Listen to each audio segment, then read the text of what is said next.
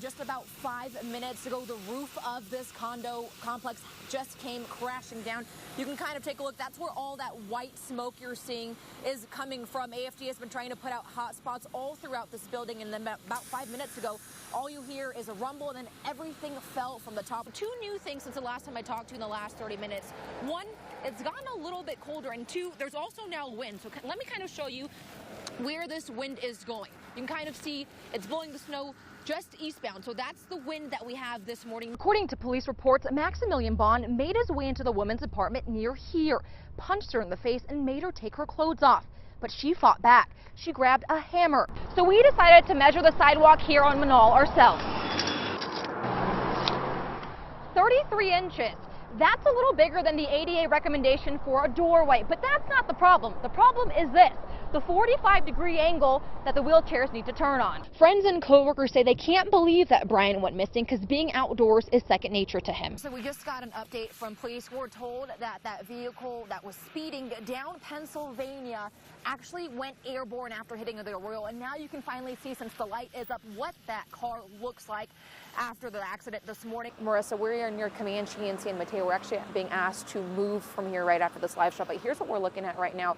Officers are looking at that white camper trailer that you see on the right-hand side of your screen at this business. Todd, I have just confirmed that officer involved in that crash is an Albuquerque police officer. He was off duty when this crash happened. Take a look at the scene right now, and I'll kind of explain what happened. Most residents aren't being let home just yet. Here's the reason why. Fire crews are still looking for a lot of hot spots, just like these.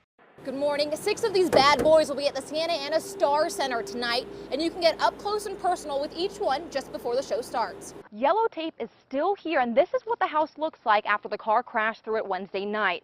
But the family that lives here says they're not mad at the man who caused it. This is where they keep a majority of their instruments, and you can see them lined up on the wall. But it wasn't until the day after that they saw this, an empty shelf. That's when they went straight to their surveillance video, and they saw something very familiar. 1.5 of snow here. You can kind of see in this parking lot completely full. You can see all of our footsteps here. Go ahead and make some snowballs, maybe throw them at your photographer who has a jacket on so he's not too cold. Some interesting things have just happened in the past 20 minutes. We've seen at least 8 state PD cars drive to this scene. They're all kind of lined up here on the street. You can kind of see them still with their light. Now, if you want to adopt Superman, you can pick up this application and this questionnaire form starting today. But the Animal Welfare Department wants to review every single application in order to find Superman the right home. It's been difficult only being 3 miles away and then not being able to go home. This is Javier Jaramillo. He and his family evacuated a week ago, and today they're heading home. I know it's been a week, but sooner than later, because I know that there's still a lot of people that ain't able to go home. He's hoping his home is still standing and that his 2 pets are still there. There's 2 dogs still there. They wouldn't let us come back in and get them. And as we get to the top of the hill near his house, Jaramillo gets nervous. Does it look good? Yeah, it looks good. It looks good. The other day it didn't, but it looks good now. His home made it. But as his family goes inside, they realize things are missing. All the doors were open. I don't know.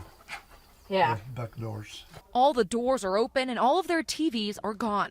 First walk in, you saw the TV missing, Yeah. your big hunting stuff missing. The trophies go on the wall there. See, there's one over there. And 5 or 6 hunting trophies missing. But they say they're just grateful their home made it through the fire and that everyone is safe. Now to clean up and get back to normal, hopefully. In the East Mountains, I'm Sasha Lenninger, KOAT Action 7 News.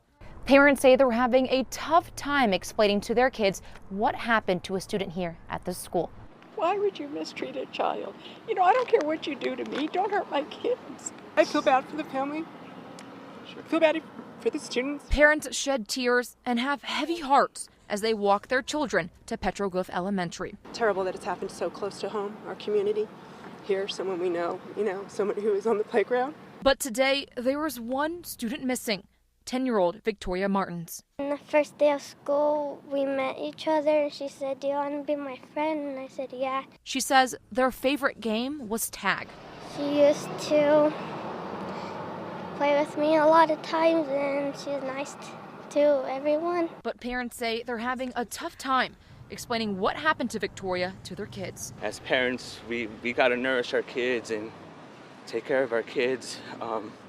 And to find out that those parents weren't doing that, it makes me hurt. The entrance to the school now marked with a dozen yellow roses. Darlene, I don't have enough flowers. I would like to heal the heart of every one of these children and their parents. There are not enough flowers. The school community says it's time for everyone to come together and love one another. At Petroglyph Elementary, Sasha Lenninger, KOAT, Action 7 News. Up early, preparing her balloon. And being in the air is something that runs in her blood. It's amazing. I'm a third-generation pilot on my mom's side of the family, fourth generation on my dad's side. At just 16, Savannah Bradley is the youngest balloon pilot at this year's Balloon Fiesta. I was hanging out with my parents, and then I got the email, and I was ecstatic.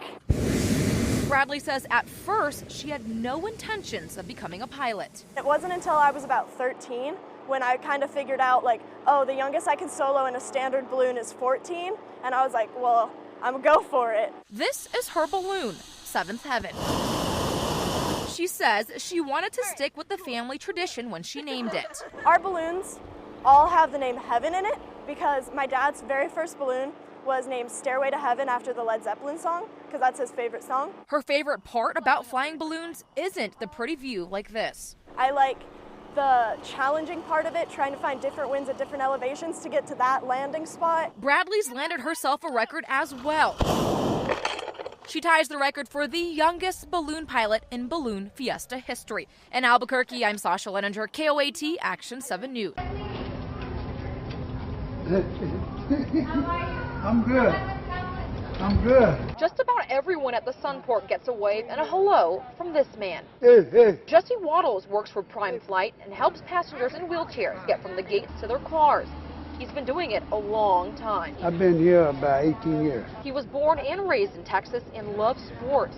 And he just celebrated his 93rd birthday last month. I'm 93. 93. Yes, sir. Heard about you. Yes. Huh, you did? Yeah, when we came in. I try not to let nobody know how old I am.